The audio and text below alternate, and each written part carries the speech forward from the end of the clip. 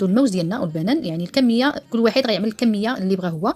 انا عندي هنايا 5 ديال الحبات ديال الموز، نتوما غتستعملوا على حسب الافراد العائله ديالكم ولا على حسب الكميه اللي بغيتو. كما لاحظتوا معايا غادي نقطعوا قطع صغيره، ومن بعد غادي نعملوا شي كيس بلاستيكي وغادي ندخلوا المجمد حتى يتجمد مزيان، عاد غادي نستعملوه. وملي غادي نفرغوا في الكيس بلاستيكي كيف ما لاحظتوا غادي نحاول انني نترشوا بيدي، يعني باش ما يجيش فوق بعضياتهم، ما يتسلجليش هو مجموع. هانتوما دابا كما كتلاحظوا معايا من بعد ما تجمد غادي ناخذ ديك الموز غادي نحاول نفركو كما كتلاحظوا معايا، يعني كنفسخو باش كتجيني حبه مرحبه، باش ملي نعملو في الاله ونبغي نطحنو يعني ما يخسرليش الاله ديالي. صافي كما لاحظتوا 5 ديال البنانات اولا 5 ديال الموزات، عملت لهم 2 معالق كبار ديال الكراميل وغادي نطحن وغادي نشوف عيني ميزاني. هانتوما كما كتلاحظوا معايا ها هو كيف جا معلك.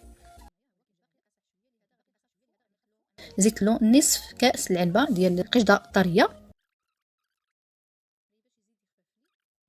وها القوام ديالو كيف كيجي. وكانت هذه هي وصفتنا اليوم. كنتمنى الوصفه اليوم تنال الاستحسان ديالكم، كنتمنىها تعجبكم وتجربوها. الى عجبكم الفيديو ما تنساوش تبارطاجيوها مع الاصدقاء والاحباب، ما تنساونيش من اللايكات من التعليقات ديالكم. الى اللقاء في فيديو قادم ان شاء الله ومع وصفه جديده، في امان الله.